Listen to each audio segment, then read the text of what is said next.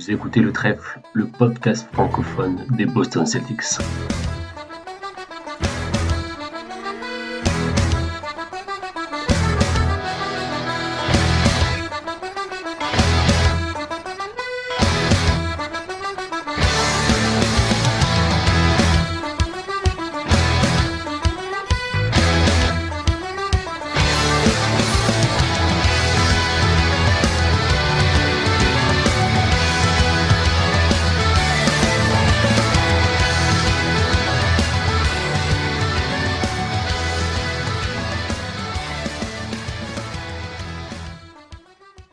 Bonjour, bonsoir et bienvenue à tous et à toutes dans ce nouvel épisode du Trèfle. Vincent au micro pour revenir sur les deux premiers matchs des finales NBA 2024 opposant les Boston Celtics aux Dallas Mavericks.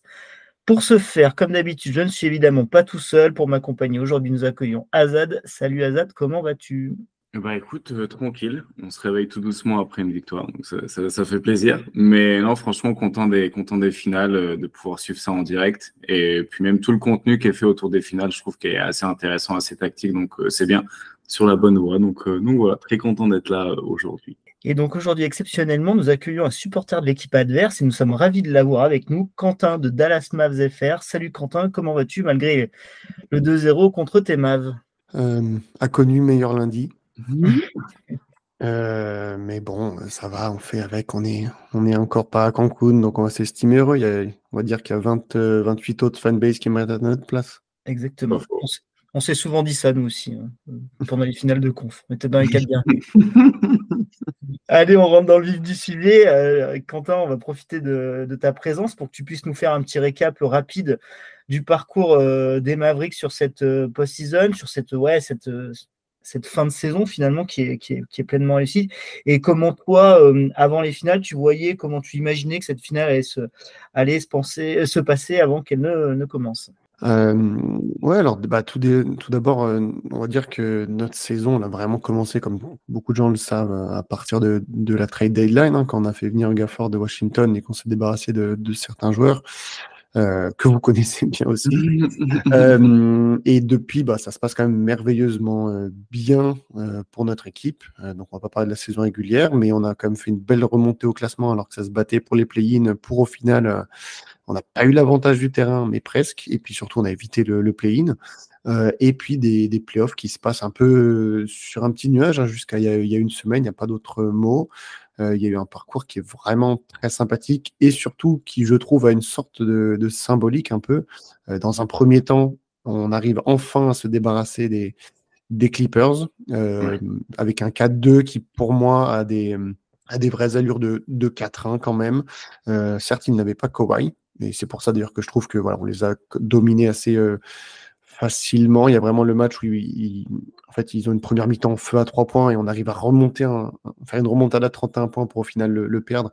Voilà, il y a ce genre de match qui fait qu'il y a 4-2, mais sinon on a quand même dominé les débats dans cette série. J'aurais aimé qu'il y ait Kawhi parce que je pense qu'on pouvait aussi remporter cette série, même s'ils avaient Kawhi. Ça aurait certainement été un 4-2 plus compliqué, voire un 4-3, mais je pense qu'on pouvait la gagner. Mais en tout cas, ça fait du bien de se débarrasser enfin d'un adversaire sur lequel j'ai du mal à dire rival, parce qu'une rivalité, il faut que ça aille dans les deux sens. Et pour le coup, c'était surtout dans notre sens que on se faisait un peu battre, même si on leur a mis un 51 points d'écart un dimanche après-midi, ça restait un match de saison régulière. Donc voilà, c'est bien de passer enfin une équipe sur laquelle on butait.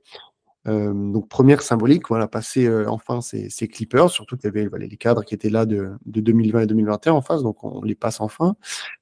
Deuxième tour, vraiment une série qui a été super agréable à suivre, que ce soit sur le terrain ou hors du terrain, donc face à OKC, numéro 1 de la conférence, c'est pas rien, même si on a 3 équipes qui auraient pu être numéro 1, ça reste les numéros 1 et ça a été vraiment une série sympa à suivre. Il y avait ce côté chez Gilgeous-Alexander par rapport à la concurrence à MVP, ces débats qui ont duré pendant les dernières semaines de la saison régulière entre les 3 top players de l'Ouest.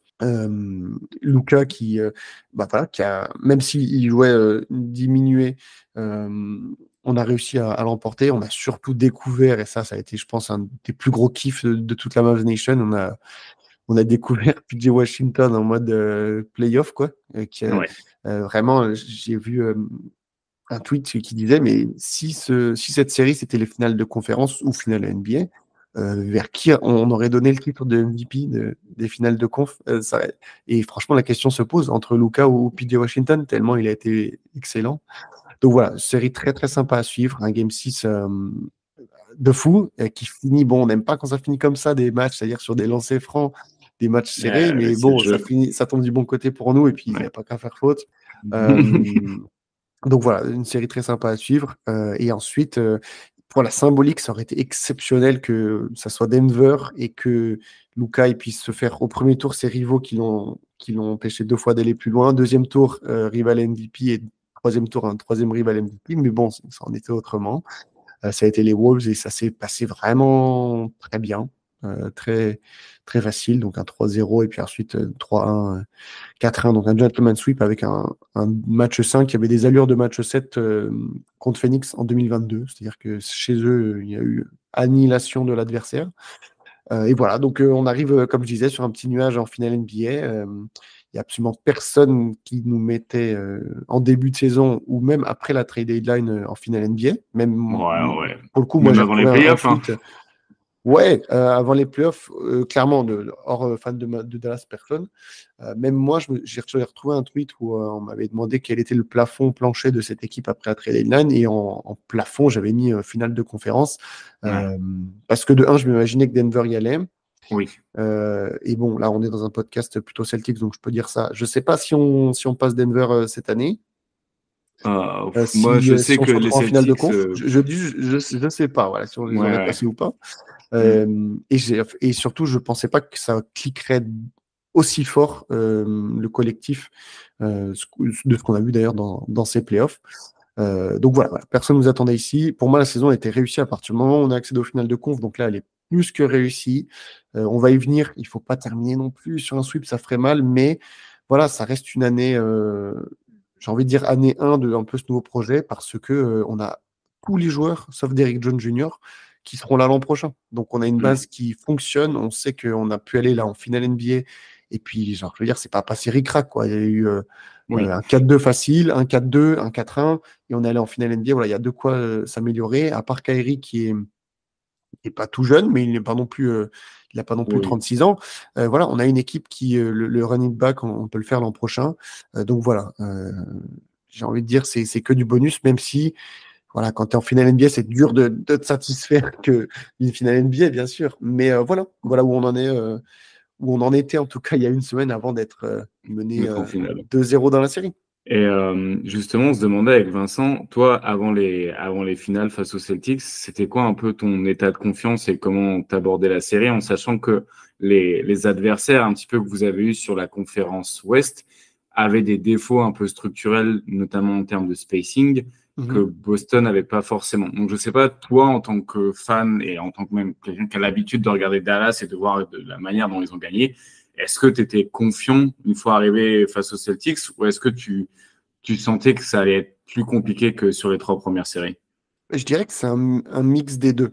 Je pense que tu peux être confiant dans le sens où tu sais que tu peux rivaliser avec l'adversaire, tout en étant lucide sur le fait que l'adversaire est favori et sur le papier est plus fort. Et pour le coup, c'est l'état d'esprit dans lequel j'étais, dans le sens où de 1, les Celtics ont l'avantage du terrain, de 2, ils sont plus reposés, de 3, sur le papier, au niveau des forces individuellement, ils sont meilleurs. Mais de ce que j'ai vu sur les 3 précédents tours, pour moi, les Dallas, nos Mavericks avaient, je ne sais pas quel temps je dois utiliser, de quoi rivaliser avec Boston. Cependant, il y a quelque chose qui pour moi était identifié depuis longtemps, donc c'est-à-dire que depuis que quand on a commencé à mener face au KC, qu'on a vu que la série en face, elle durait entre Denver et Minnesota, et du coup, tu as une partie de toi qui te dit on va surveiller Boston.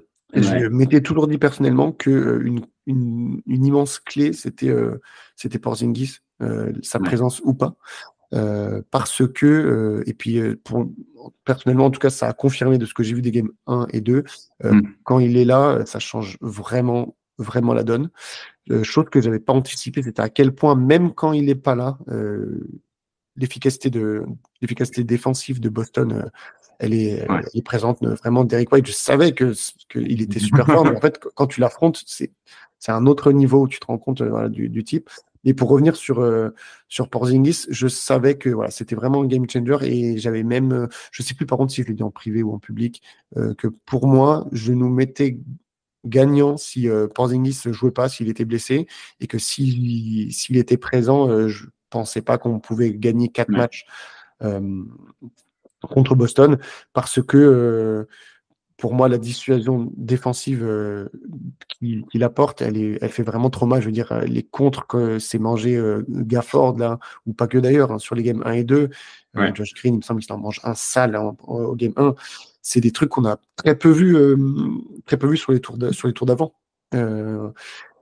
Donc voilà, l'état d'esprit dans lequel j'étais avant la finale, donc en se disant que Porzingis allait jouer, il était quand même meilleur que l'état d'esprit dans lequel je suis aujourd'hui, dans le sens où pour moi, c'était une sorte de 4-3 pour Boston, 4-3, Ouais. 4-2. Et bon, on va y venir maintenant en parlant de l'état des choses d'aujourd'hui.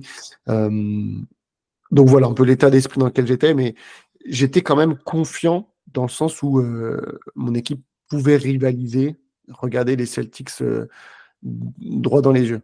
Alors qu'aujourd'hui, on Ok. se regarde droit dans les yeux, mais avec 30 cm d'écart, en fait. Il faut un escabeau pour qu'on vous regarde dans les yeux, là.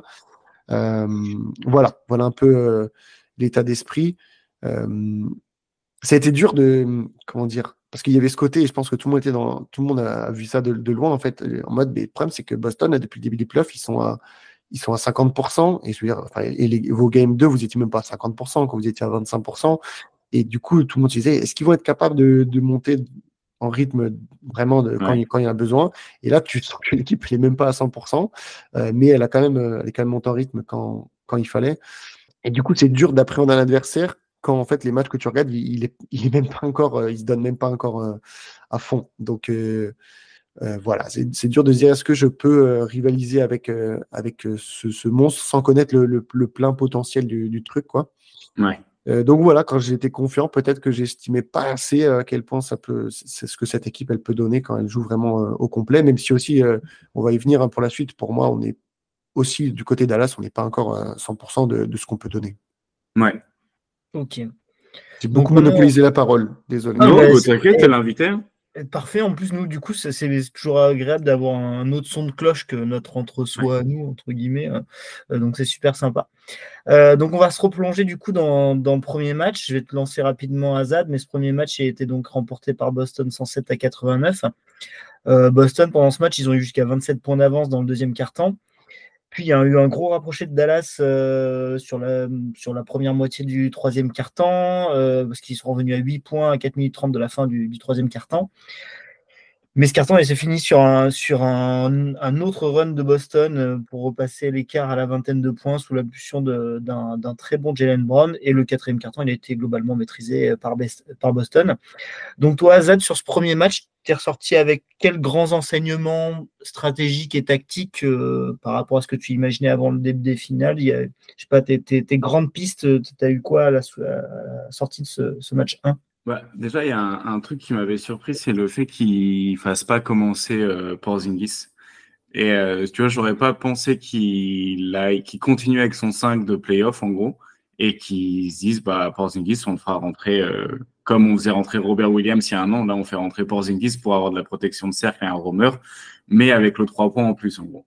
Et en fait, c'est marrant parce que quand tu regardes en termes de plus-minus, les Boston gagnent pas plus les minutes avec Porzingis que les minutes sans Porzingis lors du game 1. Mais pourtant, dans le momentum du match et le dynamisme, tu avais vraiment ce premier carton qui était vraiment bien disputé.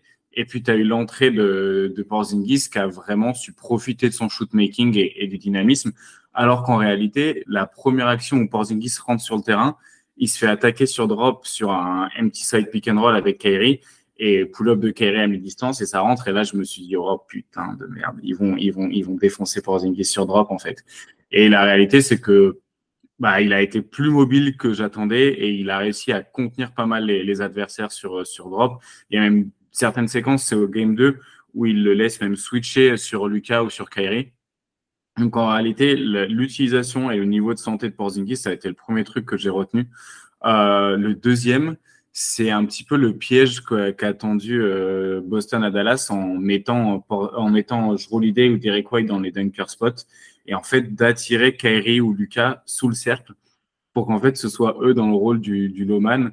Et du coup, ça a retiré entre guillemets la protection de cercle de Dallas qui est très bonne parce que en gros le jeu de Boston c'était d'amener Lively et Gafford le plus loin possible parce que c'était très très bon protecteur de cercle et de mettre des joueurs petits du côté de Boston proche du cercle pour attirer des défenseurs plus petits.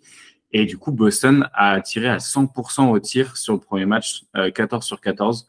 Donc, l'utilisation du spacing était très bonne aussi pour pouvoir justement bien retirer la protection de cercle. Et le troisième truc, ça a été de voir à quel point ils ont attaqué le mismatch. Et on en parlait en off, mais à quel point ils l'ont attaqué rapidement. Et j'ai l'impression que c'est hyper important parce que la défense de Dallas, elle est très bonne quand elle est très organisée. Je trouve que quand Dallas arrive à s'ancrer défensivement dans la raquette avec ses 5 joueurs dans la raquette et venir sur des aides agressifs et sur des close-out, ils arrivent beaucoup mieux à défendre que sur des attaques qui sont plus dynamiques et qui commencent plus tôt. Je pense que d'ailleurs, c'est comme ça que Dallas a vraiment battu Minnesota. Ils ont vraiment très très bien défendu Minnesota qui mettait beaucoup trop de temps à rentrer dans ses actions et qui du coup arrivait pas forcément à créer des décalages. Boston rentre très tôt dans ses actions et ça permet d'éviter à ce que la très bonne défense de Dallas arrive à se mettre en place et pour les prendre un peu de vitesse, quoi. Donc c'est un peu ce que j'avais retenu du Game 1 en tout cas. Ok. Et toi, Quentin, des choses que tu as notées ou que tu as été surpris même par Boston, du coup, sur ce match 1? Surpris, je ne sais pas si c'est le mot. Moi, j'ai moins de vocabulaire technique pour expliquer ça, mais quelque chose qui en tout cas m'a frappé, et ça s'est vu dans les chiffres, au final, il n'y a que 9 assists qui sont faits par les Mavericks, c'est le fait que ça a clairement coupé nos intérieurs de la balle. D'habitude, on arrivait à avoir dans un match beaucoup que ça soit des alley-oops, des dunks ou une passe sous le panier pour avoir un Gafford ou un Lively qui soit disponible, un simple screen, le joueur il roule vers le cercle et Luka passe la balle par-dessus, comme hier on a vu un moment Lively et Luka. Et dans ce match-là, en fait, j'ai vraiment senti aucune de ces solutions pour nos big men. Au final, ils prennent que 4 tirs à eux deux.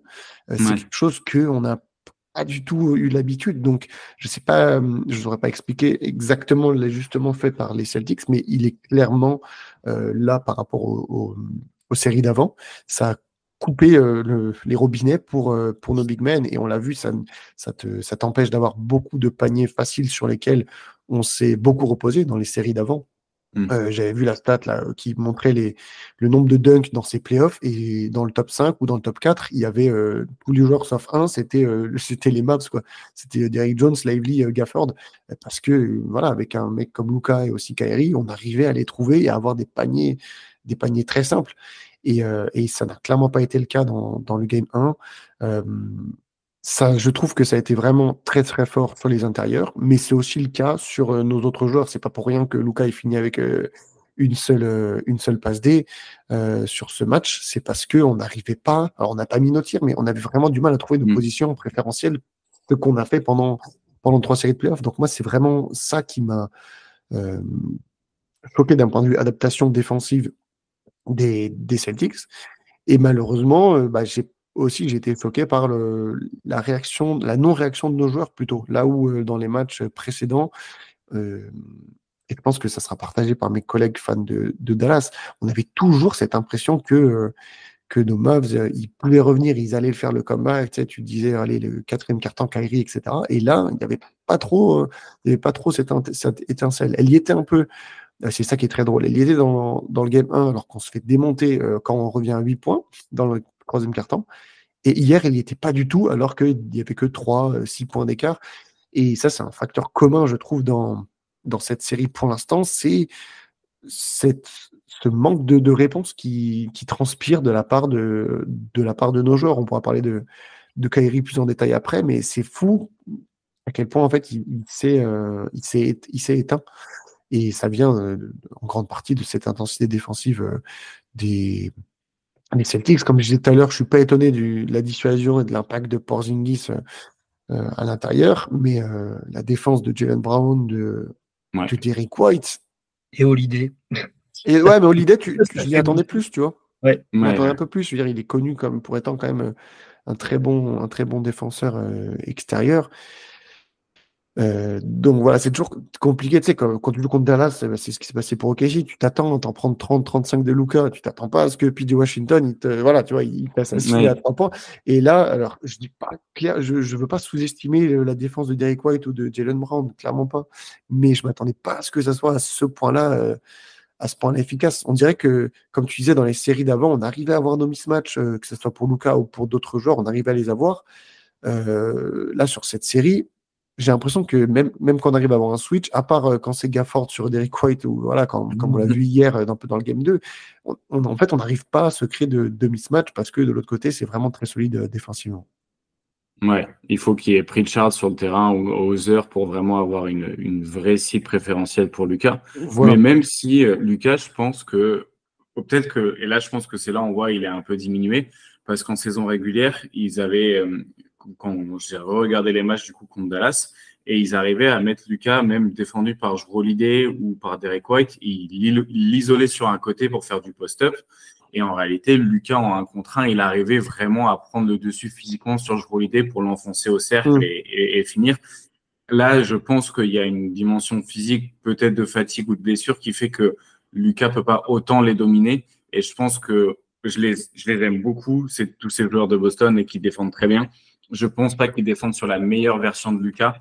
Et je pense que ça se voit d'ailleurs l'écart entre la première mi-temps et la deuxième mi-temps, par exemple, hier, où tu sens que quand il est vraiment encore dans son pic de forme, ça tient et il est vraiment hyper agressif et il peut attaquer sur tout le monde. Et en fait, au fur et à mesure du match, lui se fait attaquer en défense. Et je pense que c'est quelque chose qui est pas toujours bien compris. Les gens critiquent beaucoup la défense de Luka. Je pense qu'ils se rendent pas compte le volume que doit avoir Luka offensivement plus défensivement, parce que défensivement, il est constamment attaqué et il est constamment dans des situations où il doit être en mouvement, dans des mouvements qu'il n'a pas forcément envie de faire et même l'habitude de faire, des mouvements latéraux qui sont pas faciles à effectuer quand on n'est pas un défenseur élite. Et je trouve que on sous-estime un peu le travail qu'a à faire Luka et l'état de fatigue dans lequel il doit être, parce qu'il est constamment attaqué en défense, en sachant que c'est le moteur offensif héliocentrique de l'autre côté du terrain. Donc, physiquement, je pense que la série, elle doit être éprouvante pour Luka, et je trouve que ça s'est vu, en particulier sur le Game 2, où il était un peu plus fatigué. Ouais, et puis, comme tu l'as dit, là, sur le Game 1 et surtout sur le Game 2, il a un rôle de moteur héliocentrique, là où sur le reste des séries, c'était pas le cas, parce qu'on avait un vrai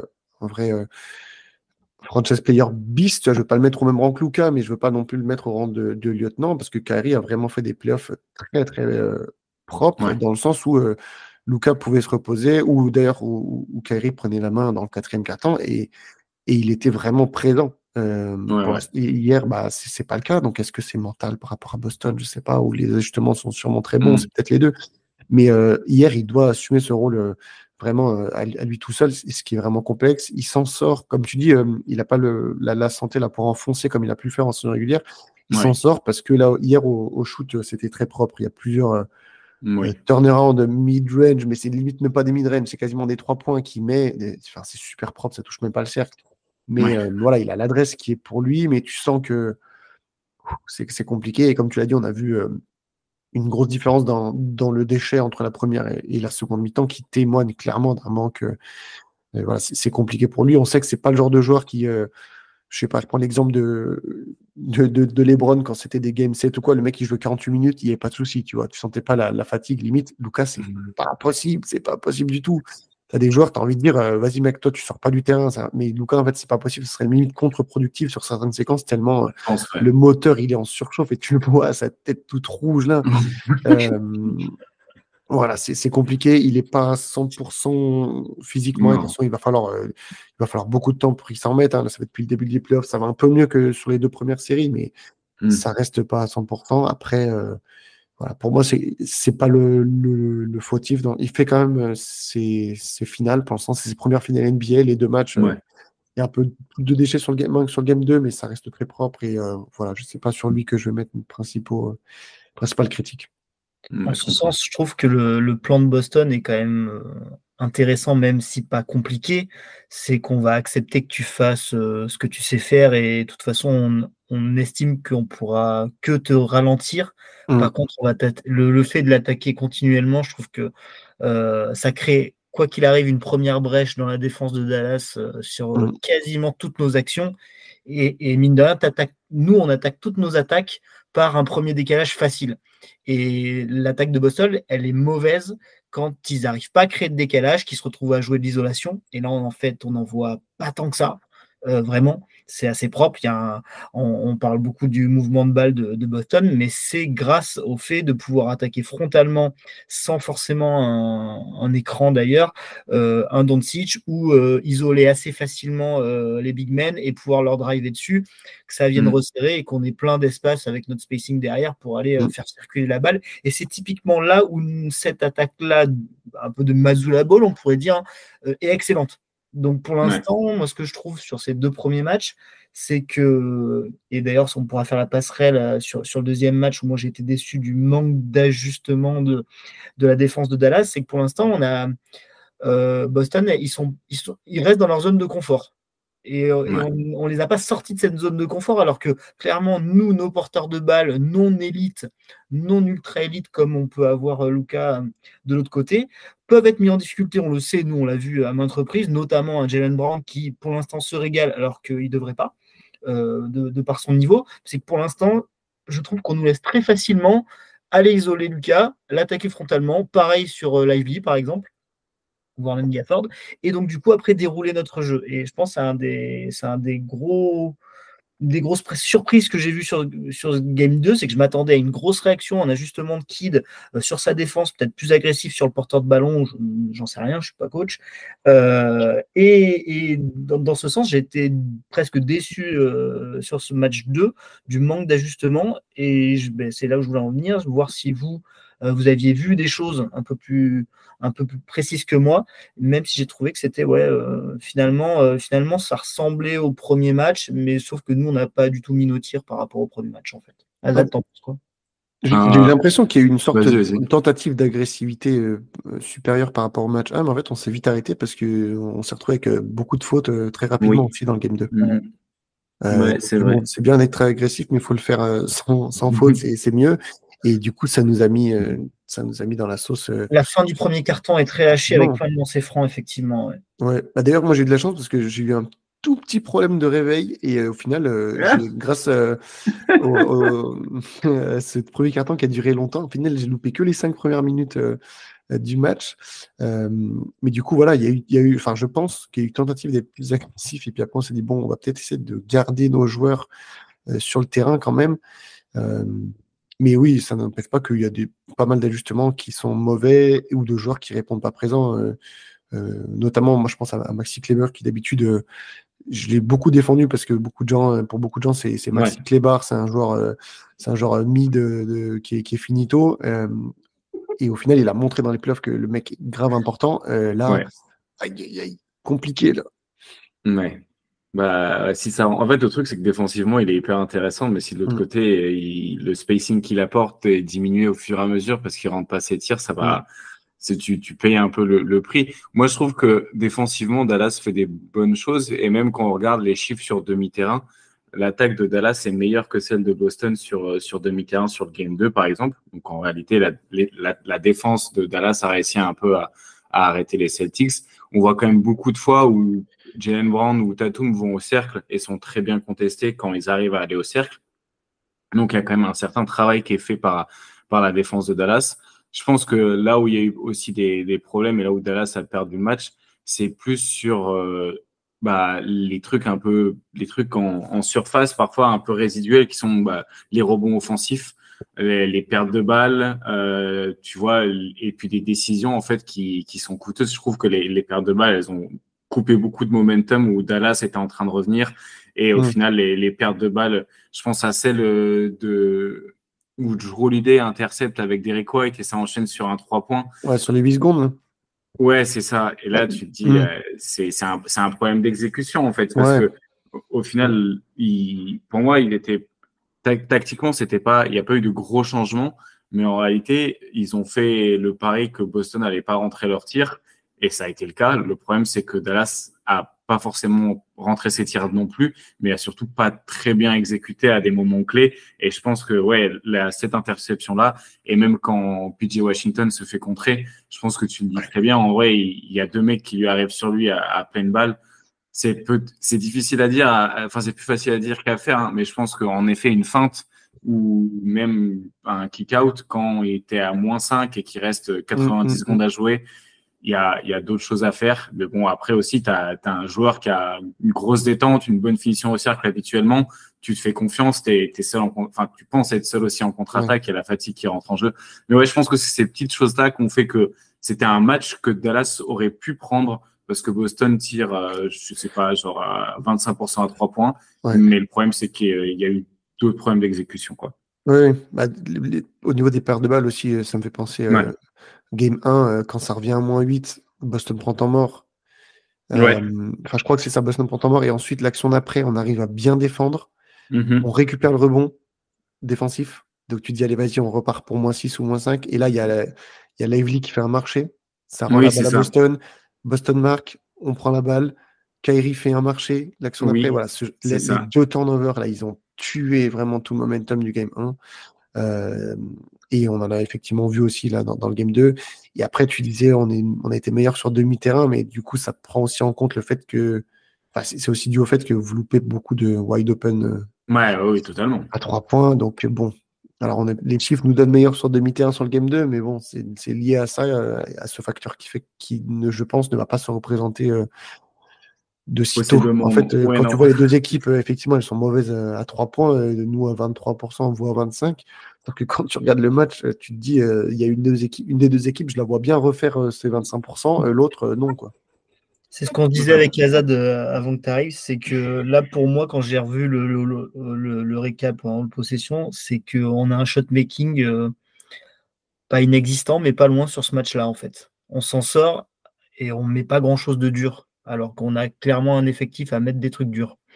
Et alors qu'en face, tu as un Lucas qui va faire tous les matchs, mais ça reste dur quand même à tous les matchs. Oui. Et puis bon, dans l'autre sens, tu as Tatum qui te fait un 5 sur 15 à 2 points. Pareil, c'est comme à 3 points. C'est des trucs qui normalement. Bon, c'est pas ses meilleurs playoffs, c'est sûr, mais bon, ça reste quand même des trucs où normalement ça devrait pas se présenter. Mais moi, par contre, je pense qu'il est bien contesté sur ses lay-ups. C'est un mauvais finisseur de lay-up, globalement. Je trouve qu'il y a beaucoup de parasites avec ses grands bras. Et il est souvent pas mal contesté. Et c'est des lay-ups, moi, que je le vois louper régulièrement. Alors, ça se trouve, il y a des matchs, il va tous les mettre. Mais il y en a quelques-uns où il va un peu trop fort sur la planche, ça ressort. Je pense qu'il y a un vrai boulot de Gafford, notamment souvent Gafford, d'ailleurs. Ouais, c'est vrai. Et après, il y a un truc chez Tatum, c'est qu'il a des grands bras et des petites mains. Du coup, le dribble et les finitions au cercle sont plus difficiles qu'un joueur qui aurait des mains plus grandes, hein, tout simplement. Et je trouve qu'il l'utilise bien, Dallas, un peu comme les Warriors avaient fait en 2022. Et je pense que la différence entre les Warriors 2022, enfin la finale de 2022 et la finale de 2024, c'est qu'à côté, Jaylen Brown, il est bien meilleur, et il y a Jrue Holiday, et il y a un Derek White qui shoot à 3 points, alors qu'en 2022, c'était pas le cas, donc tu as un meilleur spacing. Alors Ford est toujours à ce niveau-là, et en plus, tu as Porzingis.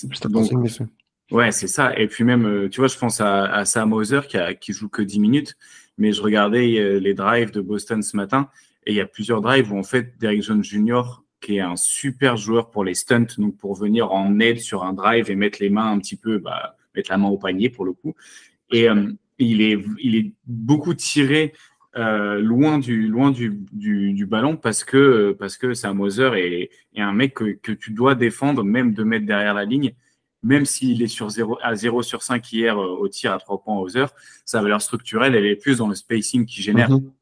C'est chiant qu'il en loupe 5. C'est sûr que ça casse les couilles quand Sam Hauser il est à 0 sur 5 à 3 points. Mais en réalité, il t'ouvre quand même beaucoup de drive et c'est là où je trouve que la valeur structurelle, elle est hyper importante du côté de Boston. Et c'est là où Kyrie et Lucas, je pense à Dallas, il leur manque justement un joueur qui peut étirer la défense à ce point-là. Parce que les joueurs qui étirent la défense, en fait, ça va être soit Kyrie quand Lucas a le ballon, mais ou sinon ça va être les tirer de manière verticale avec du lob, sauf que Boston arrive à couper justement l'accès à ces lobs-là en fait, je suis tombé sur une vidéo hier qui expliquait comment Boston arrivait à couper un petit peu les alley-oops. Et en fait, ils font venir l'aide au lieu de faire venir l'aide sur les pick and roll depuis le low man, donc le joueur qui défend sur le poste 5 de Dallas, ils font venir l'aide sur le drive par le joueur qui défend le mec dans le corner opposé. Et en fait, ça permet au joueur qui défend sur le joueur qui récupère le lob habituellement de un petit peu le box out comme sur un rebond offensif, mais dans la défense. Exactement. Et du coup, tu sacrifies un peu plus le 3 points. Mais d'un autre côté, pour arriver à mettre un ballon dans le corner opposé, ça laisse aussi plus de temps à la défense de se déplacer parce que le ballon, son mouvement dans l'espace, il met du temps et ça laisse le temps de faire des switches loin du ballon ensuite. Et du coup, c'est une des manières que Boston a réussi à couper un petit peu l'accès à la verticalité. Et comme de l'autre côté, t'as pas de vraie gâchette à 3 points, en fait. T'as que Kyrie qui est censé être une gâchette à 3 points. Sauf que là, sur les finales, il en prend pas beaucoup. Et il en met pas. Mais il n'a toujours pas mis. Hein. Ouais. C'est compliqué, Kyrie, sur ces finales. Ouais, c'est vraiment le truc le plus inexplicable pour moi parce que Lively, ça soit les lumières sont trop bright pour lui, ça se comprend, mais Kyrie, c'est super bizarre, surtout après les playoffs qu'il fait. Ouais. Donc bon, j'espère qu'il va être exorcisé du TD Garden là, pour les 2 prochains matchs et qu'on va retrouver notre Kyrie à nous parce qu'on va en avoir besoin, mais d'une force, sinon c'est 4-0 direct, quoi, n'en parlons plus. Est-ce qu'on fait des petits focus sur certains joueurs ou est-ce qu'on passe à la suite de la série comme on la voit? À votre avis, on fait quoi? En fait, moi, j'aurais bien aimé juste peut-être plus parler de Kyrie et peut-être toi, Quentin, qu'est-ce que tu vois de différent entre ces matchs-là et les matchs qu'il y a eu en playoff 1 parce que autant il met pas beaucoup de points, mais j'ai l'impression qu'il prend pas beaucoup de tirs non plus, en fait. J'ai l'impression qu'il est pas, que son volume, en fait, son agressivité, elle est différente des matchs que j'ai vus précédemment, alors qu'il pourrait avoir quand même les positions, il pourrait attaquer plus Horford sur du switch, il pourrait attaquer plus Porzingis potentiellement, et j'ai l'impression que c'est pas trop le cas.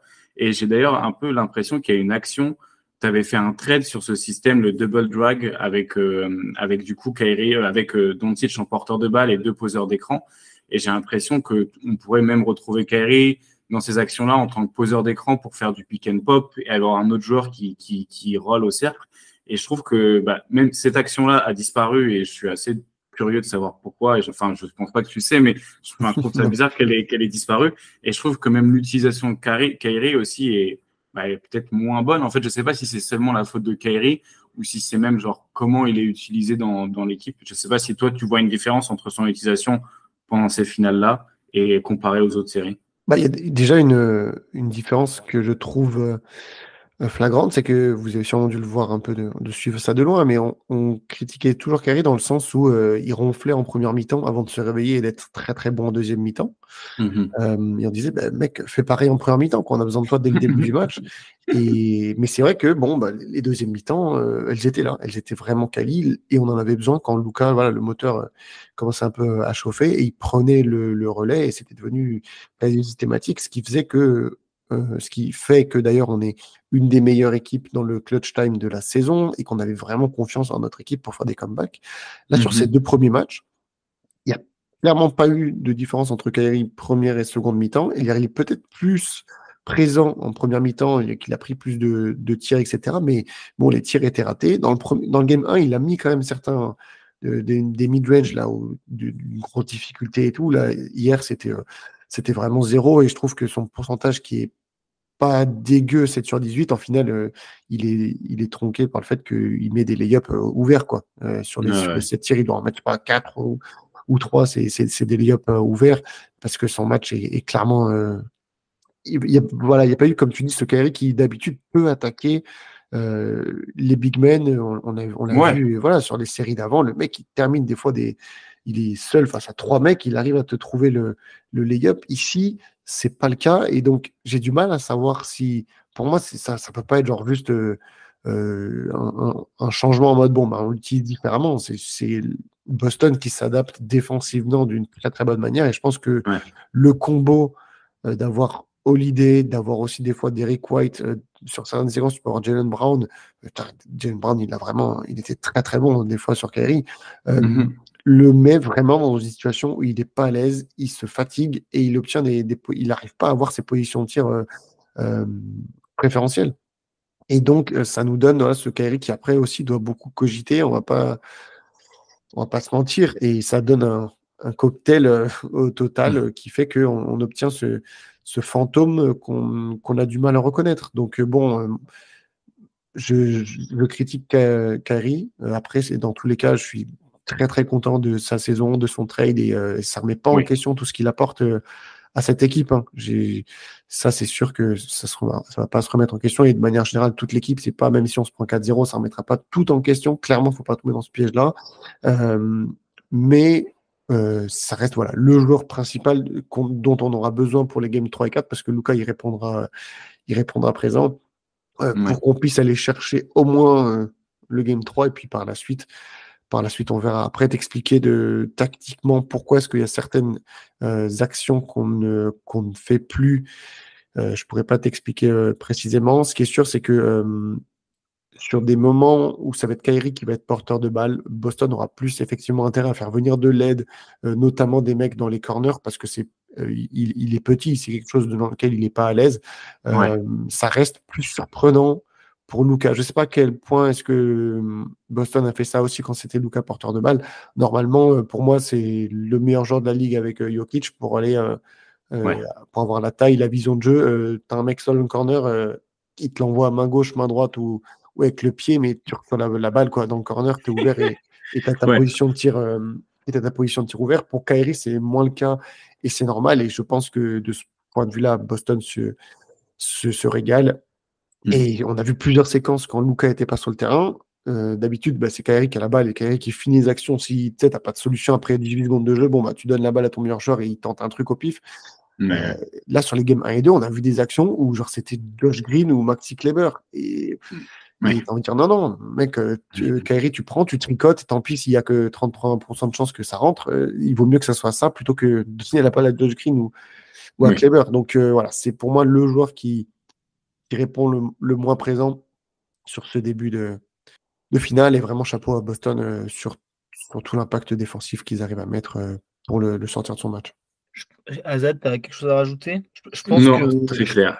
Je pense que justement, nous, c'est ce qu'on se disait, c'est que pour l'instant, Kidd, il n'a pas trouvé tactiquement de quoi désorganiser cette défense de Boston, qui est désorganisable. Elle est désorganisable, on l'a déjà vu. Ils sont forts. Je pense qu'individuellement, ils sont très forts. C'est peut-être quasi les meilleurs avec les Wolves, mais ils sont individuellement très forts. Mais en fait, à être attaqués constamment, très frontalement. Les Wolves en défense, on a eu moins de mal.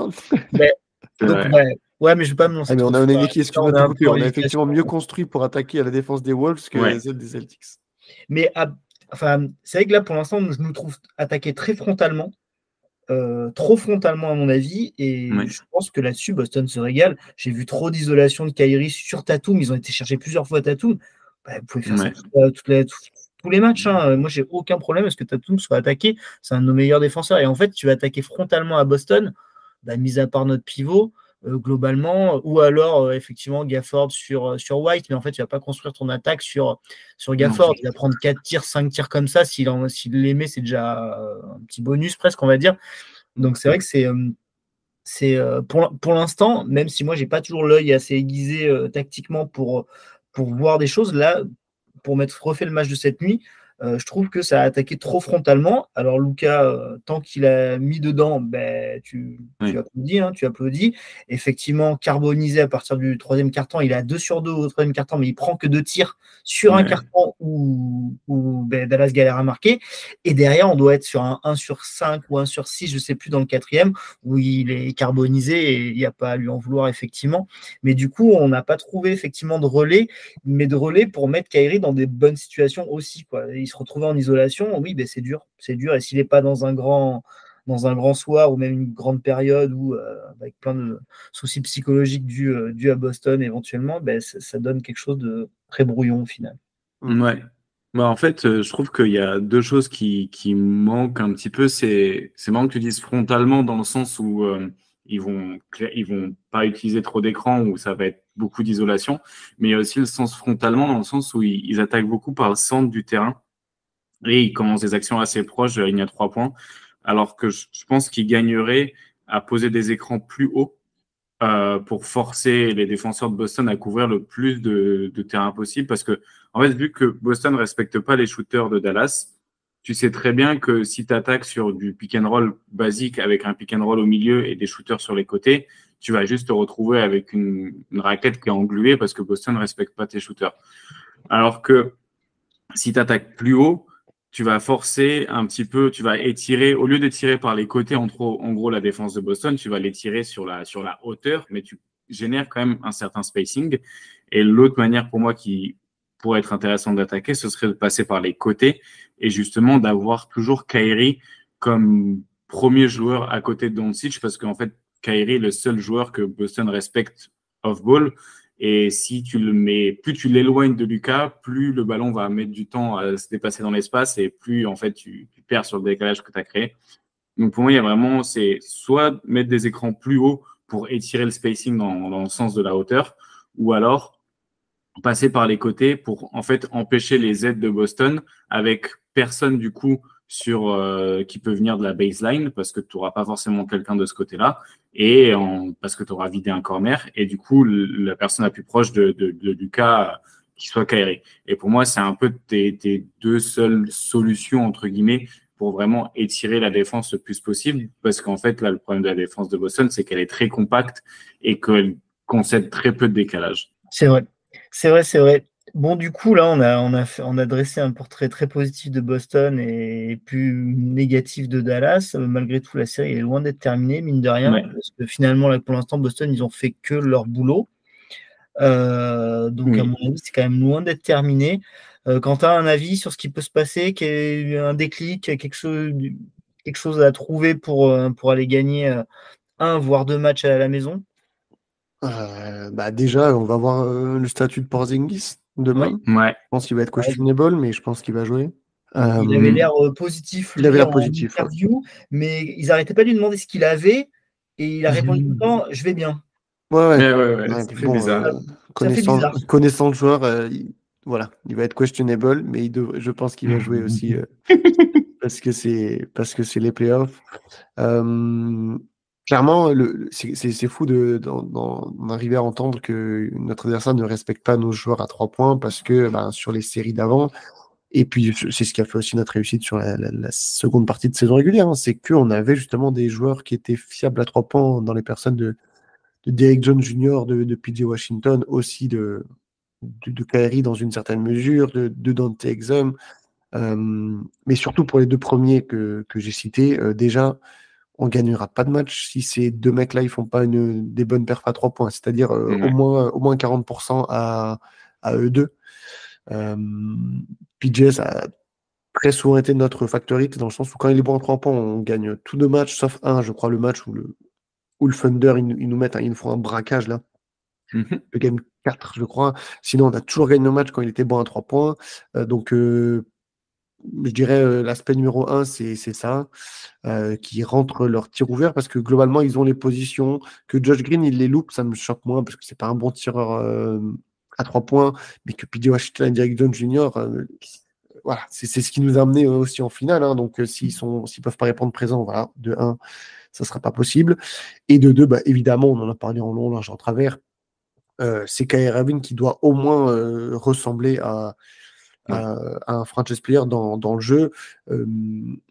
Comment dire, Tatum, c'est mon avis, il a été mauvais sur sa sélection de tir, sur son adresse au tir. Néanmoins, il a joué comme je trouve comme un franchise ou un co-franchise player. Il a beaucoup créé, il a beaucoup fait de décalage, joué pour aussi ses partenaires quand lui était mauvais au tir. Kyrie, dans ses prises de décision, dans son comportement, dans sa manière de jouer, j'ai clairement pas retrouvé le Kyrie que j'avais lors des séries d'avant, c'est-à-dire un co-franchise player de Luka Doncic. Donc, On a besoin de le retrouver. J'espère que ça lui fera du bien d'être devant son public, devant un peu qu'il y ait plus de vert là à l'horizon, que ça soit bleu. Et voilà, si on a ces deux ingrédients-là et que vous ne faites pas, parce qu'il va bien en avoir un, donc ce serait bien que ce ne soit pas le Game 3 de match où vous êtes à 40% à 3 points, ou à 50, je ne sais pas. Parce qu'hier, votre banc, il est à 1 sur 10, et le seul panier, c'est le truc du milieu de terrain à la fin du troisième quart-temps. Donc, ça peut être bien, bien pire. Donc, voilà, s'il y a ça, et puis j'ajouterais aussi qu'on arrive à mieux trouver nos big men. S'il y a ça, voilà, on a la clé pour pouvoir aller chercher ce Game 3. Néanmoins, là, je vais rester lucide par rapport à ce que j'ai vu dans le Game 1 et 2. C'est quand même rare qu'on ait des changements totaux de physionomie. Alors, il y en a eu pour les fans de Dallas qui écouteront. Je n'oublie pas la série face à Phoenix 2022 que j'ai toujours du mal à expliquer. On se fait mais vraiment démonter les games 1 et 2 et tout le monde se dit à Dallas, on va juste sauver les meubles. Mais vraiment, on va juste sauver les meubles et essayer de faire un gentleman sweep, quoi, et d'en gagner un. La physionomie, elle est exceptionnelle, le changement entre les games 1, 2 et 3, 4. Donc voilà, on va continuer d'y croire et on espère que c'est possible. Néanmoins, voilà, je reste lucide.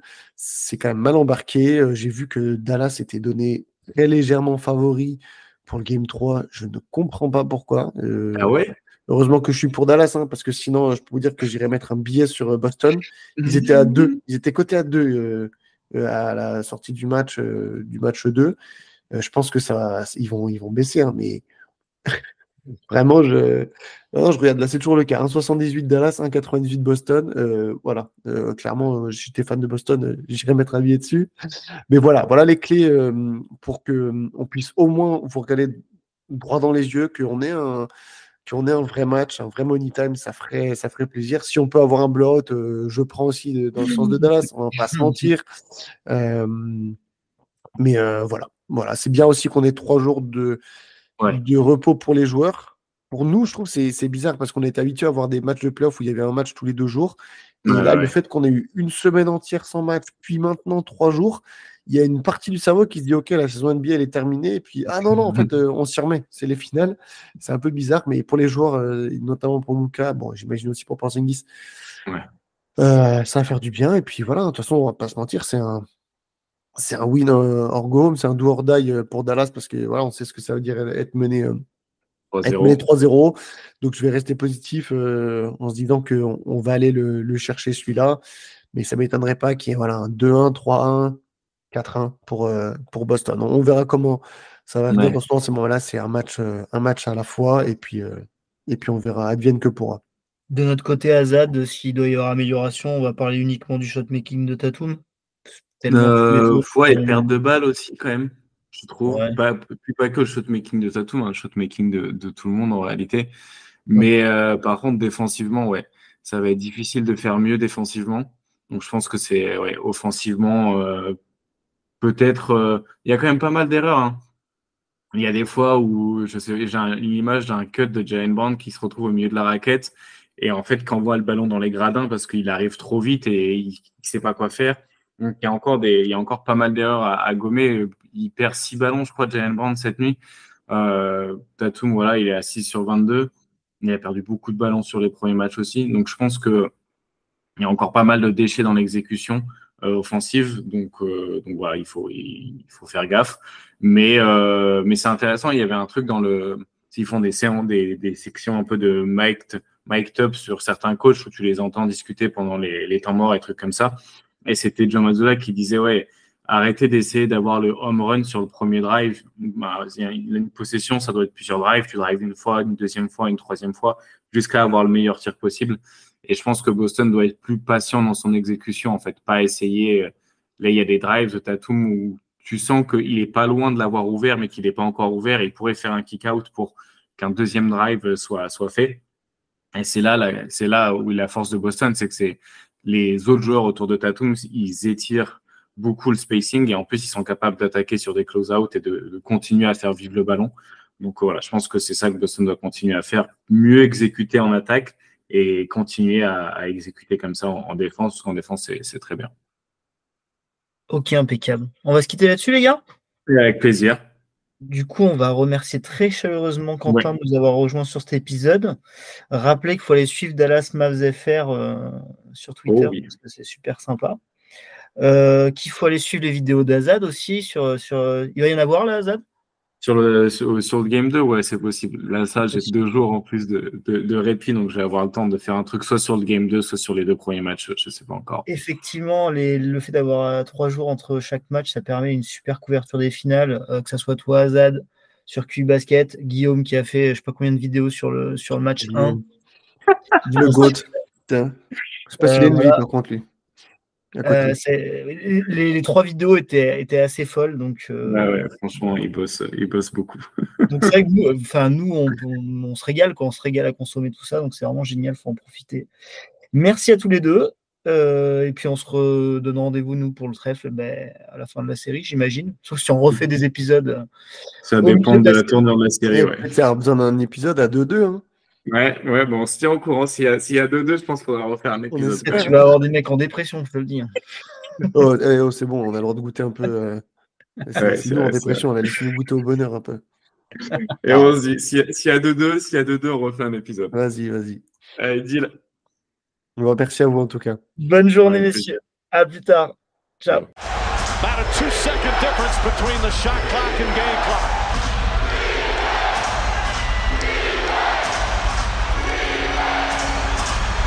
Thomas on the drive, pull-up jumper, it's good! Isaiah Thomas gives the Celtics the lead with 2.4 remaining. 13 fourth quarter points, and Atlanta calls their final timeout. So many big shots for both teams, Jeff, down the stretch.